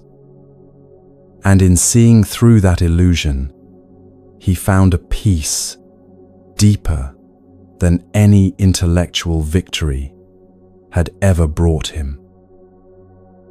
Right now, you don't need to fully understand this intellectually.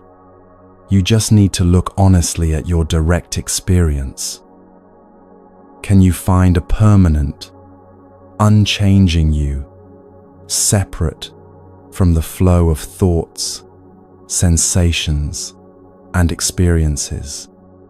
Or is what you call I actually just this flow itself, constantly changing like a river, empty of any solid, graspable essence? In that looking, in that honest investigation, the same freedom Milinda discovered becomes available. Not through believing this teaching, but through seeing directly what's actually here when you stop assuming and start observing. The prison of self isn't locked from the outside.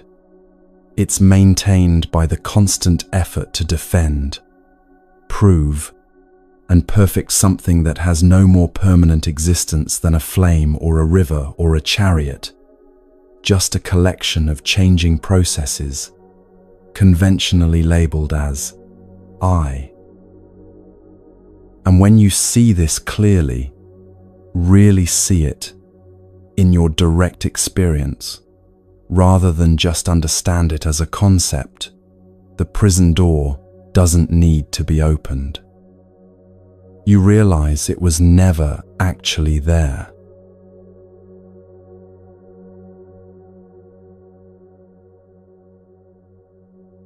The final teaching brings everything together into one essential question: how do you actually let go? You've seen how defending self-image creates suffering. You've seen how comparison traps you in endless measuring. You've seen how unexamined beliefs become prisons. You've seen how clinging to a permanent self generates constant anxiety about protecting something that isn't even there as you imagine it. But knowing these things intellectually doesn't automatically free you from them. You can understand perfectly that comparison creates suffering and still find yourself measuring your worth against others the moment you open social media. You can see clearly that borrowed beliefs imprison you and still feel defensive when someone challenges your political views. So the question becomes, how does understanding actually transform into freedom? Most people approach this the same way they approach everything else in their lives, through effort, through force, through willpower. They try to let go the way they'd try to lift a weight or run a marathon, through gritting their teeth and pushing harder. I shouldn't care what people think. You tell yourself firmly, trying to force yourself into not caring. I need to stop comparing myself to others, you command, attempting to willpower your way out of comparison.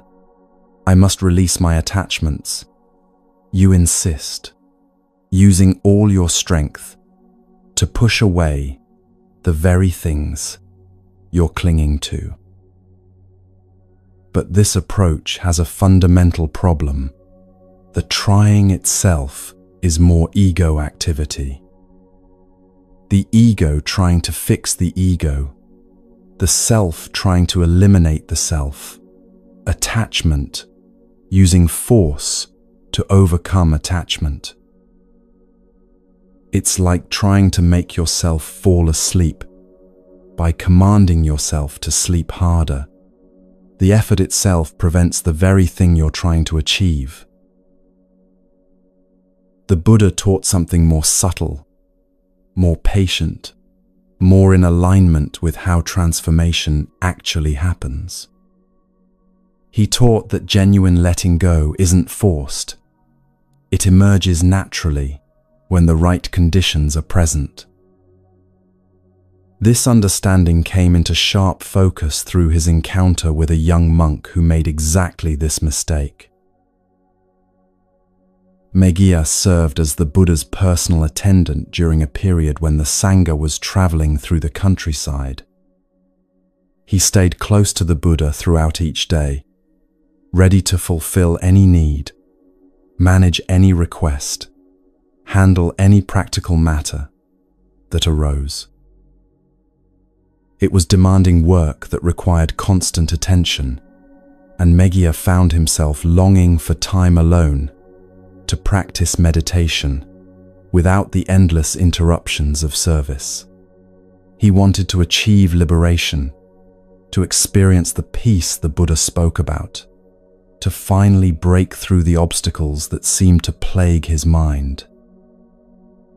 One afternoon, as they walked along a forest path, they passed the most beautiful mango grove Meghiya had ever seen. The trees were perfectly arranged, their branches creating natural shade, the ground beneath them soft and inviting. A small stream ran nearby, its sound exactly the kind of peaceful background that seemed perfect for deep meditation. Meghiya felt a powerful certainty arise in his mind. This was it. This was the perfect place where he would finally achieve enlightenment. If he could just spend one day meditating in such ideal conditions, all his spiritual struggles would end. The setting was so conducive to peace that liberation seemed inevitable. He approached the Buddha with urgency. "Venerable Sir, I've found an ideal spot for meditation practice. Please allow me to spend the day there practicing." The Buddha looked at him with gentle concern. "I'm alone right now with no other attendant, Meghiya. Please wait until another monk arrives to take your place." But Meghiya was seized with the conviction that this opportunity couldn't be missed. Perfect conditions for enlightenment didn't appear every day, and if he let this chance pass, who knew when another would come? The Buddha had already achieved liberation. Surely he could manage alone for one day, while Meghiya grasped this crucial opportunity. He asked again, his voice carrying an edge of desperation. The Buddha recognized immediately. And again. Finally, the Buddha said quietly, "How can I prevent someone who speaks of liberation from going? Do as you see fit, Meghiya." Meghiya rushed to the mango grove, his heart racing with anticipation. He found the most beautiful tree, settled beneath it in perfect posture, closed his eyes, and waited for the peace that would surely come in such ideal surroundings. Instead, his mind exploded. Thoughts of sensuality flooded him like a dam breaking. Memories of pleasures he'd renounced when he became a monk rushed back with startling intensity. Fantasies about foods he'd given up, comforts he'd left behind, experiences he was missing, all of it crashed through his consciousness with overwhelming force. He tried to push the thoughts away, to force his mind back to meditation, but the effort only seemed to strengthen them. The more he tried not to think about sensual pleasures, the more vividly they appeared in his mind. Then came anger, resentment toward the Buddha for making him wait when he'd asked to practice, for not understanding the urgency of his spiritual need, irritation at himself for being unable to control his mind despite all his training, hostility toward the entire path for being so much more difficult than it had seemed when he first joined the monastery. He tried to suppress the anger, to replace it with loving kindness, but the suppression only drove it deeper, where it churned and festered, erupting again with greater force. Then came doubt. Maybe enlightenment wasn't actually possible. Maybe the Buddha's teachings were exaggerated, or only worked for exceptional people. Maybe he'd made a mistake becoming a monk. Maybe he should return to household life before wasting more years on an impossible goal. Hour after hour, Meghiya sat beneath that perfect tree in that perfect grove, tortured by his own mind. The beautiful setting that had seemed to promise liberation had become the backdrop for his worst meditation session ever. As evening approached, he returned to the Buddha, defeated and humiliated. He'd been so certain that the right place would bring instant peace, so confident that perfect conditions would force a breakthrough. Instead, he'd discovered that his mind in a beautiful grove was exactly as chaotic as his mind anywhere else, maybe more so, because the gap between his expectations and reality created additional suffering. "Venerable Sir," he admitted, his voice small with shame, "I thought the perfect place would bring peace, but my mind was worse than ever." The Buddha's response contained no judgment, no "I told you so," just patient teaching that addressed exactly what Meghiya needed to understand. 5 things lead to the maturing of mind, the Buddha said. First, good friendship with those who embody the qualities you're trying to develop. Second, virtue, not perfection, but sincere commitment to not causing harm. Third, conversation that uplifts and clarifies rather than distracts and confuses. Fourth, energy that is balanced between effort and ease, neither forcing nor giving up. Fifth, wisdom that sees things as they actually are rather than as you wish them to be. Meghiya listened, feeling the gap between what he'd been doing and what the Buddha was describing. "But I had a beautiful place," he protested, still clinging to the belief that external conditions should have been enough. The Buddha's voice was infinitely patient. A beautiful place without these 5 foundations is like planting seeds in concrete. The environment may be perfect, but growth requires proper conditions, not just pleasant surroundings.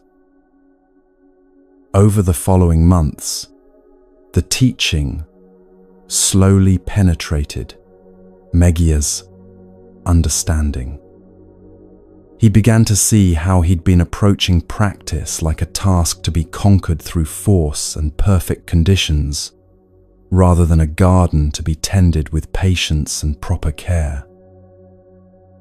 He noticed how isolation from good friends had left him without support when difficult thoughts arose, how his virtue had gaps, small deceptions, and shortcuts that undermined his foundation, how his conversations often reinforced confusion rather than clarity, how his energy swung between forcing and collapsing, never finding the sustainable middle, how his wisdom was actually just concepts he'd memorized rather than insights he'd personally verified.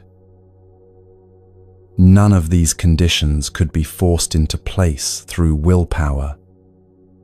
They had to be cultivated gradually, the way a farmer prepares soil, plants, seeds, provides water, and then waits patiently for growth to emerge in its own time. Meghiya stopped trying to force enlightenment and started creating conditions for understanding to naturally arise. He cultivated genuine friendships with monks whose peace wasn't performance, but actual embodiment of the teachings. He examined his virtue honestly, closing the gaps where he'd been cutting corners. He chose conversations that challenged his assumptions and clarified his confusion rather than ones that simply confirmed what he already believed. He found a pace of practice he could sustain, energetic but not desperate, relaxed but not lazy. And most importantly, he stopped taking his thoughts about the path as facts and started investigating his actual experience. When doubt arose, instead of believing it or fighting it, he examined it. What is doubt? How does it feel in the body? What conditions brought it?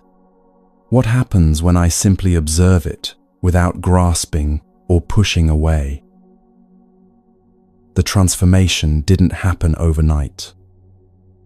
There was no dramatic moment in a perfect grove where everything suddenly clicked. Instead, gradually, like dawn light, slowly illuminating a landscape, understanding began to emerge from the conditions he'd been patiently cultivating. Years later, long after he'd stopped trying to force liberation, it arose naturally, like a fruit that falls from a tree when it's ripe, not because someone commanded it to fall, but because all the conditions for falling had quietly come together. You're making the same mistake Meghiya made if you're trying to force yourself to let go.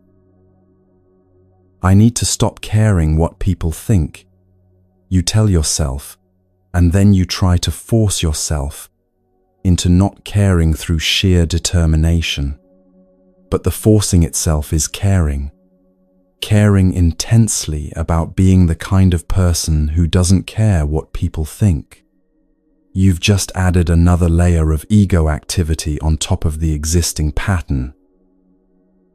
I must release my jealousy, you insist, and then you use all your strength to suppress jealous feelings when they arise. But suppression isn't release. It's just pushing something down where it churns unseen, gathering strength until it erupts again with greater force. The Buddha's teaching to Meghiya applies directly to you. Letting go isn't forced. It's cultivated through creating proper conditions. What are those conditions? First, surround yourself with people who embody the peace you're seeking, not people who perform peace, or talk about peace, but people who actually live from it. Their presence creates an environment where letting go becomes natural rather than forced. You can't force yourself to be less anxious through willpower, but spending time with someone genuinely at ease allows ease to gradually infect you through proximity. Second, live with basic integrity. Not perfection, not sainthood, just sincere commitment to not deliberately causing harm. When you're lying, stealing, manipulating, or betraying trust, your mind stays agitated because part of you knows you're acting against your own deeper values. That agitation makes letting go impossible. You're generating new suffering faster than you can release old patterns. Third, choose conversations and content that clarify rather than confuse. If you spend your time consuming media that inflames anxiety, watching shows that reinforce comparison, reading content that strengthens borrowed beliefs, you're creating conditions for grasping rather than letting go. Not because these things are evil, but because conditions matter and you're cultivating the opposite of what you seek. Fourth, find sustainable effort. Meggia learned this the hard way. Forcing doesn't work, and neither does collapsing into passivity. The middle is an energy you can maintain not just for a day or a week, but for a lifetime, engaged with practice, but not desperate, relaxed, but not lazy, showing up consistently without the peaks of intense effort followed by valleys of exhaustion and giving up. Fifth, investigate your direct experience, rather than believing borrowed ideas about what should be happening. When you're trying to let go of comparison, don't believe thoughts that say, "I should be over this by now," or "Real practitioners don't struggle like I do." Look directly. What is comparison?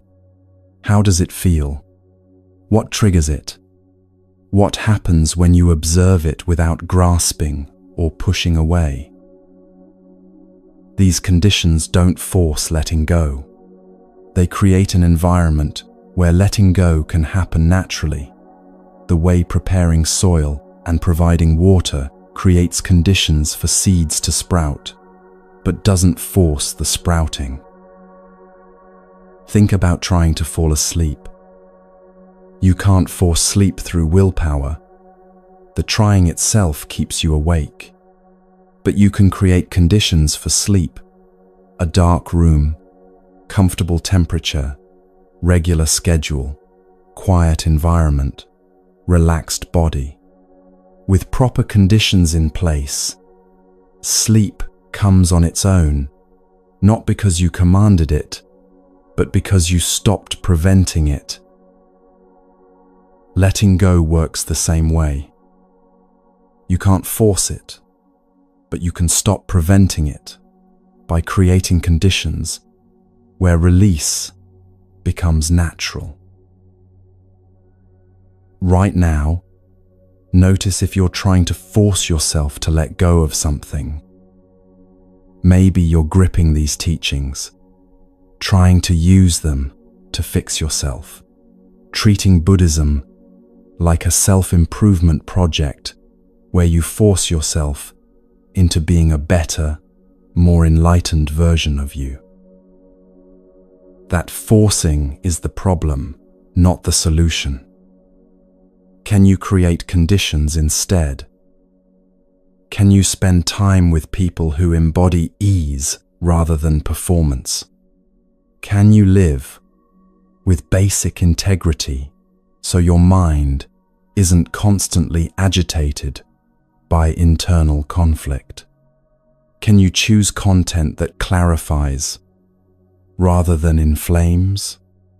Can you find a sustainable pace of practice rather than alternating between intense effort and collapse?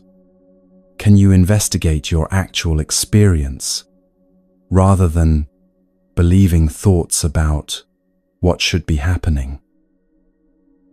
These aren't dramatic actions. They won't create instant transformation. Meghiya didn't experience sudden enlightenment after the Buddha's teaching. He experienced years of gradual cultivation that eventually allowed understanding to naturally emerge. But gradual cultivation that actually works is infinitely more valuable than dramatic effort that keeps you trapped in the same patterns while pretending to pursue freedom.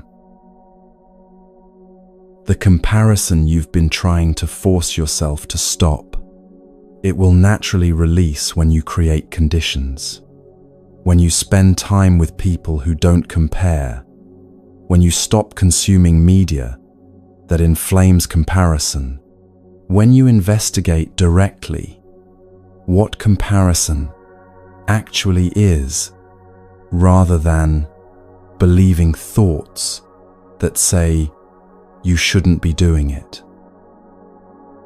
The borrowed beliefs you've been trying to willpower your way out of, they'll naturally loosen when you create conditions, when you honestly examine whether they lead to less suffering or more, when you have conversations that allow questioning rather than defending, when you surround yourself with people who hold views lightly rather than defensively. The self-image you've been trying to force yourself to stop defending, it will naturally relax when you create conditions, when you're around people who don't need to perform, when you live with enough integrity that you don't need elaborate defenses, when you investigate directly and see that there's no permanent self requiring protection anyway. This is the freedom the Buddha taught, not freedom achieved through force, but freedom that emerges when you stop preventing it through creating conditions that naturally allow release. Meghiya spent one afternoon trying to force enlightenment in a perfect grove and achieved only greater suffering. He spent years patiently creating conditions and found that liberation emerged naturally when he finally stopped trying to make it happen. The same path is available to you, not through dramatic effort or perfect willpower, but through patient cultivation of conditions that allow the letting go you've been desperately trying to force. Let yourself rest in this understanding. You don't need to fix yourself tonight, don't need to force any transformation, don't need to achieve any particular state. You just need to begin creating conditions, small, sustainable, honest conditions, and trust that transformation works the way all natural processes work, not through force, but through patient cultivation that allows emergence in its own time. The seed doesn't need to force itself to grow. It needs proper conditions: soil, water, light, time, and then growth happens naturally, inevitably, without the seed needing to understand how, or when, or through what mechanism. You are the same. Create conditions, stop forcing, and trust the process that has freed countless beings across 25 centuries, not through dramatic willpower, but through patient, honest cultivation of what naturally allows release.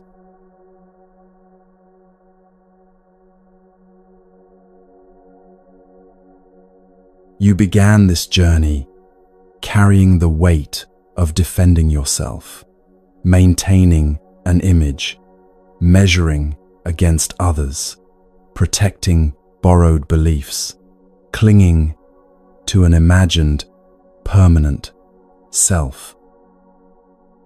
Through these teachings, you've seen how each burden was unnecessary.